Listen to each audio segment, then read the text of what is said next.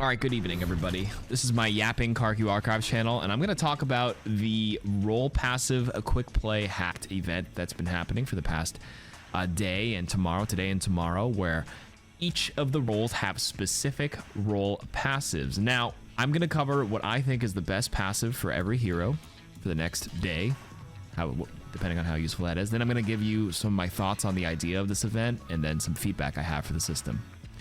So, for now, it's very easy for tanks because the best passive by far is Last Stand. Getting the 50% accelerated rate for your cooldowns is unbelievably powerful on heroes like Ramatra, really good on Queen, really good on Doomfist. You pick this by default. The other two, Unyielded and Armored, are actually dependent on matchups. I saw if you have it on like Zarya, for example, you get your shield health, then you go to the armor underneath, and then you go to the white health. Now, the armor underneath doesn't protect you from the shield health portion. The armor portion only protects you on the armor specifically. And that is very matchup specific on low instances of damage, like a problematic Reaper or problematic Tracer. Those are better with the armored passive.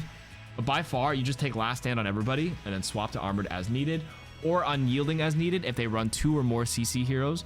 For example, if they run Sombra Ana, you can definitely go for it.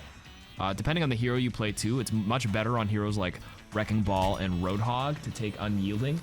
But even if you're on a hero like Sigma or a bunch of stuff that can eat abilities like Diva, I wouldn't even take Unyielding. I would just pick Last Stand and stick with it the whole time. It's pretty easy for most of these heroes. The ones that it really complements best with Last Stand is, again, Doom, Queen, Ramatra, by far. Zarya, some people said Zarya as well, but not so much for me because I feel like in a lot of cases, you try not to stay below half health on Zarya. And if you do, it's a nice bonus to like you quickly get another bubble back. But heroes like Queen can get very low very quickly and really accelerate the cooldowns and heal very quickly. Same with Doom. Faster abilities means faster times to rebuild your passive green over health to be healthy again. Ramatra can cycle between his Nemesis much quicker. His shield is very good. His Vortex. But the Ramatra Nemesis form gets cut in half if you're below half, and you can just instantly get free like healing, essentially, right? It's just a better take a breather in a sense because you instantly gain whatever, that 300-400 armor when you go Nemesis, and then it goes back. But then if you get below half, put up your shield, tuck yourself in the corner, boom, Ramatra form again. So anyways, that's it for tanks. Let's talk about damage heroes now. Okay, so for damage heroes, similar to how tank and how like Last Stand is just incredibly broken while the others are kind of situational, the damage passives here are a little lopsided as well because most of these work best with the mobile heroes. So if we start with Slayer, which is just seeing people through the walls but with like 25% critical health, I don't think I saw a single person take this once they realized how infrequent the uptime of this passive is. Yes, they glow red around the corner, but it's very rare that someone stays below 25% health. If I had to buff this, I'd put it up to like 50%. But even heroes like, Tracer, Sombra, and Genji who could use this very well, like if they're red for a moment, it'll go away really quickly. And then the information is gone, and you can bypass this information with good comms and like good pings on your team. So I feel like this is the weakest one. I wouldn't even take Slayer, period. I think for heroes that do well with it, Genji, Sombra, Tracer, these three work even better with Frenzy or Trigger Happy. But anyways, let's go back in order. So let me just cut out Slayer, then never take this. From the top, Ashe, definitely take Trigger Happy. Movement speed's okay, but I think extra ammo at 14 is pretty good. Bastion's okay with both. If you get an elimination with Frenzy in your turret form, you know how you're a little bit slower, and you do get one, you're able to go a little bit quicker right after to maybe wrap around a corner and confirm another kill, and you have infinite ammo in this form anyways. Frenzy only really helps you on this form, which isn't that great. It only gives you 5 more ammo, so definitely take Frenzy for Bastion. Or Cassidy, I was thinking of both. I think both are acceptable. Trigger Happy for 7 ammo before you roll, and 7 ammo again is kind of nice. And the 7 ammo is kind of nice with Fan the Hammer to really burst tanks up close, especially if you flash fan 7 times 7, 14 bullets into a tank or a monkey that dives you. Both good. But getting the speed boost is great to snowball as well when you're wrapping a corner with your left clicks or primary fires. Both are acceptable. Echo, I think I prefer Trigger Happy for Echo to spam a little bit more. Genji, if you're really pokey, you could go for Trigger Happy, but I think Frenzy is just way better. The extra movement speed, you get a little dash reset, and your movement speed gets cranked up to 30% right off the rip. Allows you to jump over and manipulate and confuse the enemies. Like if you get a movement speed buff after it, you could jump over the Ana, confuse her, and then recapitalize on that. Hanzo is an unfortunate loser in this because I said Slayer is just pretty awful, and Hanzo already has like a Sonic arrow, and then Trigger Happy is literally unclickable for this hero. Frenzy is the only acceptable option, which is tough. Junkrat, the ammo's okay. It goes from 6 to 7 ammo. It's good if you're just like spamming in the middle, but Frenzy could be kind of lethal if you get a sneaky flank on somebody with like a shot into a mine and you kill them, because the mine will boop you into the air, but the moment you get the elimination, your Frenzy will give you movement speed in the air, so you can actually air strafe and like move a lot more into the air and maybe like boop yourself up over a corner or over a wall a lot better. So I think both are acceptable depending on your playstyle. For Mei, Trigger Happy and Frenzy are both acceptable as well. I wouldn't say there's a right or wrong answer. It just depends on the comp you're playing. For example, Trigger Happy, 20% more ammo brings Mei from 140 ammo to 168. Which allows you to spam 16 icicles instead of 14, so it helps her in the neutral and allows you to make sure you have full ammo or enough ammo if you do close the gap on somebody for your primary fire to slow them. With Frenzy though, it can be really good if you already have speed to kind of like, or sorry, if you don't have speed to close the gap on somebody, if you can catch them with the initial slow, wall them off, and you confirm a kill, it allows you to continually chase somebody with the movement speed after one confirmed kill to clean up. Could be good with Brawl, but I think I played a bit of Mei. I actually prefer the Trigger Happy to help with the neutral and the poke, because if I'm close enough to confirm a kill with the slow, I feel like I can. It's already like good enough for me to wall somebody off and catch them off without needing the extra speed. It helps, but yeah, both are good. I prefer the middle one. Pharah, I definitely prefer Trigger Happy. Pharah already moves very quickly, even after a kill, and it's already hard to chase down depending on how she plays. The extra 7 ammo without reloading helps the DPS uptime, so I would take Trigger Happy there. Reaper, I'd take Trigger Happy. For instead of 8 ammo, you get 10 ammo to confirm a kill, because a lot of times you're unable to like kill one and actually like go fast enough to kill a second one. You can already use your Wraith form. If you kill one and you have your Wraith, you can Wraith really quickly to close the gap on the second person to follow up. I mean, actually, it depends. Maybe Frenzy if you have a Brawl comp up close to really chase people down. But I like Trigger Happy on Reaper. Just have to break the muscle memory of 10 shots, reload 10 shots. Sojourn, by far, is Trigger Happy. Sojourn kind of leans into both parts of her kit, of her primary and secondary fire. They play into each other really well with extra ammo. Sojourn has 45 ammo.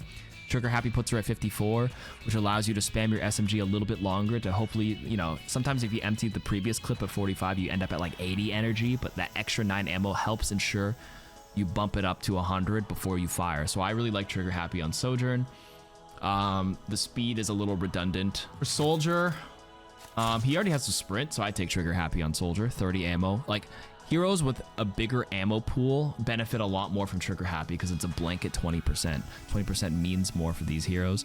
30 to 36 ammo helps you with your burst. The Frenzy's redundant, and again, never take Slayer. For Sombra, I'd take Trigger Happy. Sombra has like a lot of ammo, right? 60 ammo times 20% puts her at 72 ammo, which really helps your 250 HP, like 100 to 0 on like, you know, on like an Ashe or whatever. If you can get the virus, and you can have a lot more ammo to work with. 12 extra bullets to confirm a kill before you have to escape, so I would take that. Although you can argue that Frenzy would be really good too. Extra movement speed on mobile heroes like Genji, Sombra, and Tracer are good, but I actually think it's a little better with Sombra. Trigger Happy. But I may be wrong on this. It's just my initial thoughts. Now, interestingly enough, with Symmetra, I tried both. I think both are acceptable, again, similar to Reaper and some of the other Brawl heroes, depending on your playstyle. The extra ammo is really nice because, how much does it cost? 100 goes to 120 ammo, which gives you 2 more secondary fires and allows you to hold your beam longer on somebody without having to reload, especially if they don't have like shields to let you regenerate your ammo on. Now, of course, if you're frenzying and snowballing, with 30% speed boost off one kill, it can really let you snowball and clean up really well. But I think having like a stronger neutral in order to at least get your first kill with the extra ammo is more important than chase follow-up kills.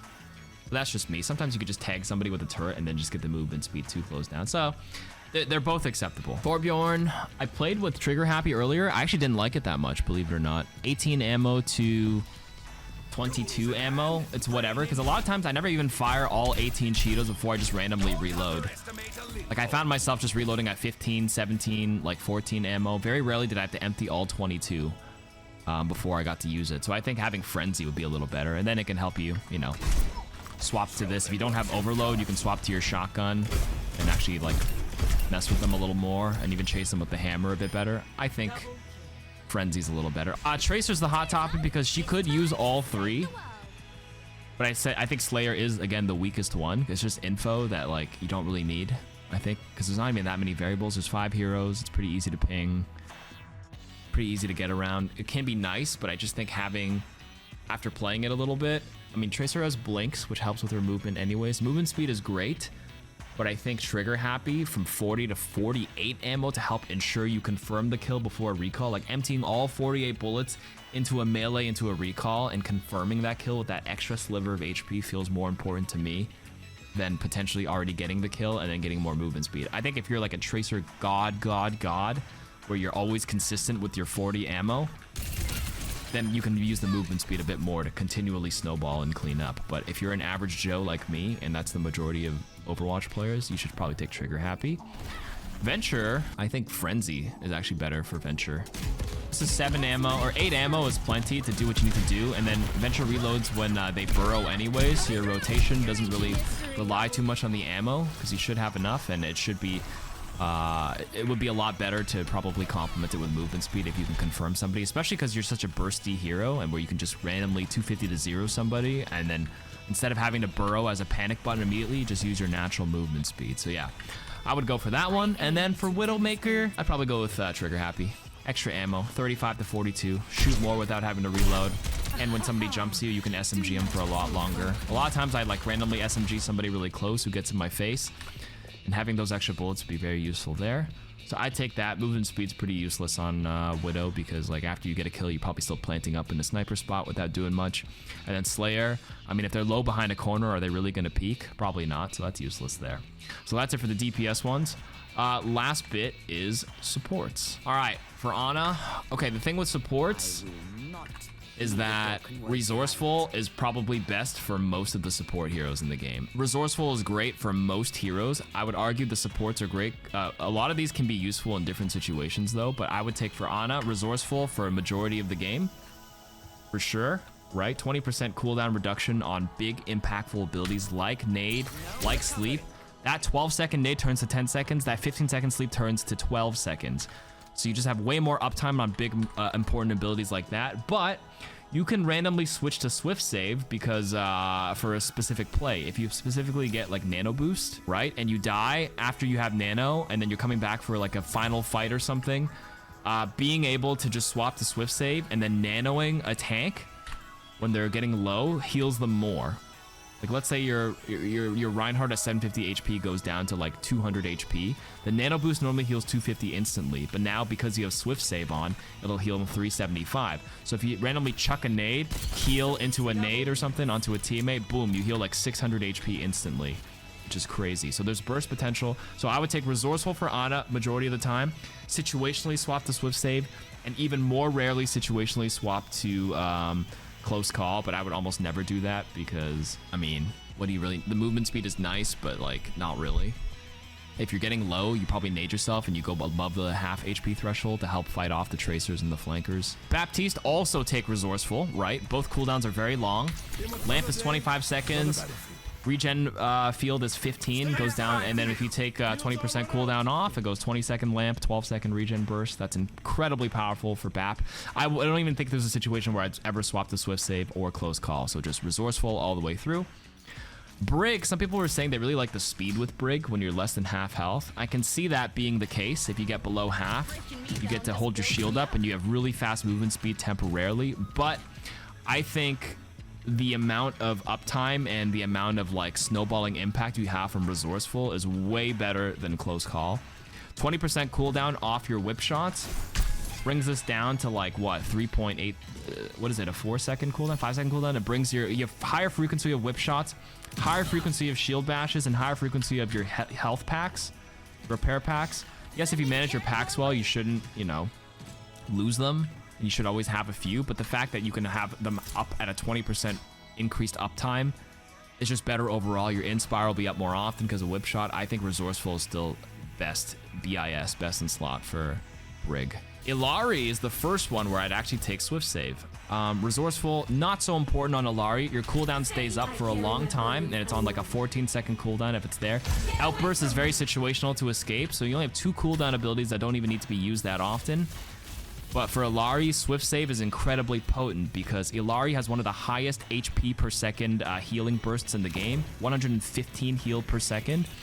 If you have a low HP tank and you just hold the beam on them, 115 HPS goes to 172 HPS. So low HP teammate just immediately gets blasted back to full very quickly.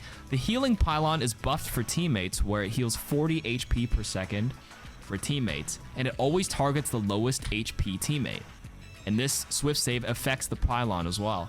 So if I have like a 40 HP, you know, Ashe walking back for a second, assuming she has no DPS passive on her, the 40 HP gets buffed to, what is it, 60? A 60 heal pump from the pylon when she accidentally backs up to the pylon is incredible. So I think swift save, first entry is for Illari. Kiriko, I would just take resourceful. Faster Suzu, faster swift step allows you to, you know, do what you need to do, teleport out. Suzu on a higher frequency, no brainer there.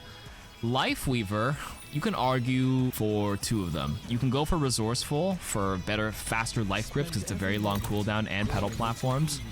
But at the same time, because his job is to like pocket someone, he's mostly a heal bot. Sorry for all the DPS Lifeweavers out there. I don't know if I would say that swift save. I would say that swift save actually has its uses to really make sure somebody at low gets pumped with a big heal right at the big moment, because he does have an 80 HP burst. 80 heal burst with 50% bonus when someone's really low, so a big heal pump into a life grip goes kind of crazy, and you pre-charge another one and then they go full. They can all kind of work pretty well. Lifeweaver, I wouldn't actually take close call for because he already has pedal platform to dodge flankers. He has a dash. He has 275 HP. The dash heals him 50, puts him at 325. I think if you look at the stats, Lifeweaver has the lowest deaths per game amongst most of the supports, along with Mercy, because they're just so safe to play that I don't really think you need to take close call ever. So definitely mostly resourceful, sometimes swift save, and then never close call. Lucio, I didn't play a single game of Lucio, so I actually have no opinion on this. I would like to assume that resourceful, also great. Higher frequency of amp heal is always very good. It's a pretty long cooldown. 12 seconds gets cut down to 10, so and then you have higher frequency of boops. Both are good. Probably wouldn't take swift save. Or actually, if a whole team gets AoE'd into like a BAP lamp and everyone's like below a certain HP threshold and I amp heals, that could be kind of crazy in that specific situation, but that's too situational. I would say that's like only if you have a BAP to like save your team from a Diva Bomb, everyone's really low HP threshold. AoE amped heal with swift save could, but that's like niche. So that's a maybe, but resourceful seems good overall. Swift step seems okay, but then you also have close call, which sounds kind of nice with speed amp as well. You can really speedy. It allows you to escape if you're getting shot into the sky and you're getting shot around on walls, and then you get below half HP. Then you just gain a massive speed boost along with your Lucio, like along with your speed here. Could be really nice, but I don't know how often you want to spend your time less than half health. If you're a big Reddit Lucio, you'd probably take close call if you're a solo player. And if you're a team player, you probably take resourceful to AoE heal your team. That's it. There is a speed boost cap in the game, though. That's right, at 75%. And then swift save, like I said, swift save is situational. So actually, Lucio has use cases for all three. So resourceful, in general, is a safe one. Swift save, depending on if you have like a BAP or something that, or they have big bursts that can get your team really low and you can AoE clump and heal them all. And then close call if you're like a solo Reddit Lucio, solo assassinating their Widowmakers. All right, Mercy. I didn't play Mercy too much. I played one game of Mercy, so I don't really have an opinion. I feel like all three of them have their use cases. Maybe not the last one, but Resourceful. I mean, Res is a 30-second cooldown. Cutting your Res down to 24 seconds is very nice. And your GA, instead of being 1.5 seconds, gets shortened to like 1.2 seconds. It's small little, like, you know, milliseconds, but it kind of adds up to the fluidity and movement of Mercy. So I think Resourceful is probably the default choice here. And then Swift Save could be like in a very like pinch pocket with like an Echo or Pharah, because the moment they get below an HP threshold, you just start your next heal. If your beam is staying attached to them, just like cranks up like crazy, so they get a hard pocket if they're threatened. So yeah, I would say the GA in general probably play with Resourceful for both Res and GA fluidity, and then like Swift Save if the Pharah you're pocketing or the Echo you're pocketing is like the best DPS player in the world according to you. And then I probably would never take Close Call because the other two are just way better. Moira, I think you just take Resourceful. Like having a way shorter cooldown on Orb and Fade, kind of crazy. I would take that. No questions asked. I can't even think of a situation of Swift Save. Maybe.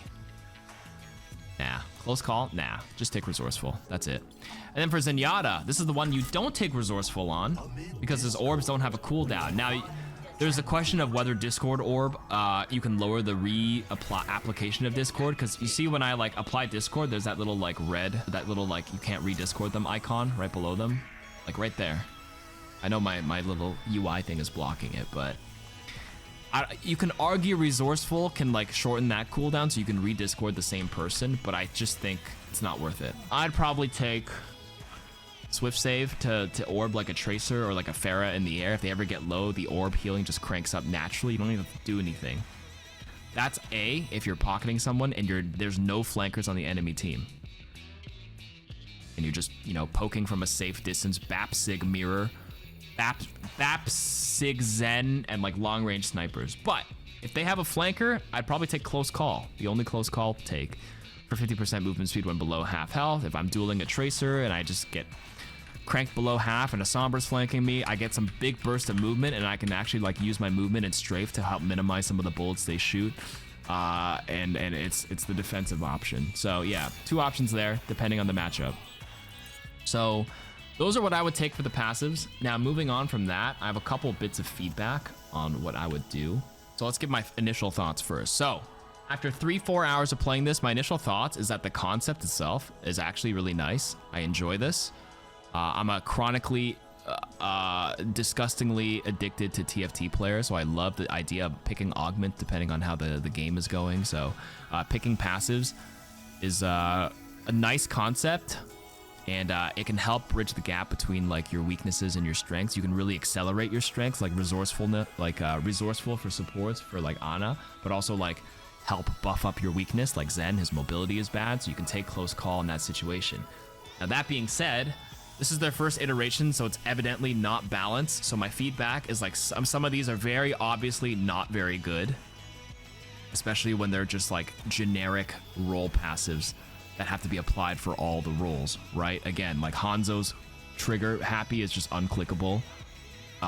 Close Call is like unclickable for like Kiriko, when the other ones are just so much better for them. So what I would like to see is I think you can have these baseline options, these 3 baseline ones, and then 1 or 2 curated custom ones per hero. I say keep the concept, we iterate off of this, and give custom ones for each hero. So if I'm a Hanzo, I've still offered the choice of the 3 base ones, but my next 2 specific ones for Hanzo could be, what are some good ideas here? Do 10% or 20% extra damage to shields. So if like I'm playing a Hanzo into like a Brig and like a Reinhardt matchup, I can take that passive and then actually like pressure their shields a little more. Right, so a full arrow instead of doing 120 does 144 against Hanzo. Now the thing with I want these to be very niche and specific to the matchups. If you make custom passes for heroes like fire rate and just pure raw DPS increases, it becomes the always correct answer, which I don't like. I think each custom curated one should be matchup specific. So something like shield break for Hanzo, or if I'm a Cassidy, like pick a passive that's like increase the fall off range before the damage starts scaling down. So I would only pick that if it's a long range map and against snipers or Pharahs or whatever from a distance. What's another good idea? Reduce splash damage by 10% if I'm playing against like a spammy, you know, Junkrat or Pharah if I'm a tank, or maybe some lethality like armor penetration. Not like full armor pen, but like, you know, deal a little bit more damage than against armor. If I'm a Soldier 76 facing, I don't know, like a Diva and a Bastion, Tor, Brig. They all have armor. It's a terrible matchup with how Soldiers damages on armor right now. But that won't always be the correct answer, because what if they run Junker Queen who doesn't have armor and like a full DPS and support lineup with no armor? Then you wouldn't take it. So adjusting like that, where it's very specific, would be good. So I would only keep it to like 2 though. 2 passives plus the 3 base. 5, and I'd cap it out there. So you don't want to burden players with the illusion of choice, or the burden of choice, where you're offered like a cheesecake factory menu, where it's just gazillion things on the menu, you don't know what to pick. And it's like, I don't know, just keep it simple, keep it 5 and leave it at that. And then for the current ones, you need to iterate off some of them. Like Last Stand to me seems too strong, and Resourceful for supports seems too strong. Nerf those and bring up the power of the other ones. I'm sure like right now with this quick play hacked event, Blizzard should have data on which ones have been clicked by more players by the end of these 2 days. They'll evidently see that most players probably picked Last Stand and most players probably picked Resourceful, right? On a hero by hero basis. But having 2 custom ones gives you more chances to kind of strategize around that and swap as needed. And the next bit of feedback is probably allow players to see what passives the enemy team takes and your teammates take. On the scoreboard, if you press tab, kind of like in League of Legends, I press tab, I can see my top lane opponent has flash teleport. Or if I could press tab and I see they have ghost teleport, no flash, changes like how you would approach jungler flanks. If you're a League player, you know exactly what I'm talking about. But again, I think the idea is good. Yeah, just a little icon on the left here of the portrait. We may not memorize all these icons right now, it's the first day of it, but you guys will end up knowing it. Just like how most of you guys can recognize most ability icons for all the heroes, you'd eventually learn all of these. Same with League, you know what Flash looks like, you know what Ignite looks like. And maybe a rotation of different passives, sure, that could work as well. Anyways, I'm gonna close out the video. That's it for my thoughts on the passive. I actually really like this idea. I think most people do in the community. We have to continually iterate on it with a couple of maybe my suggestions. I'm throwing my suggestions out in the pool. Take the community feedback and let us know in the comments what you guys think of the quick play hacked event if you've been able to play it. What needs to be changed, what can be adjusted, and all that stuff. Okay. There's no guarantee they'll implement this long term, but they're definitely experimenting. And if the community response to it is generally positive, I have a strong feeling that they obviously are going to seriously consider it. But if everybody here hated this passive event today, there's no way they'd implement it, right? But for me, I didn't mind it. I enjoyed it. And I think we can work off of this. And the extra strategy is okay with me. Okay, that's it for the video.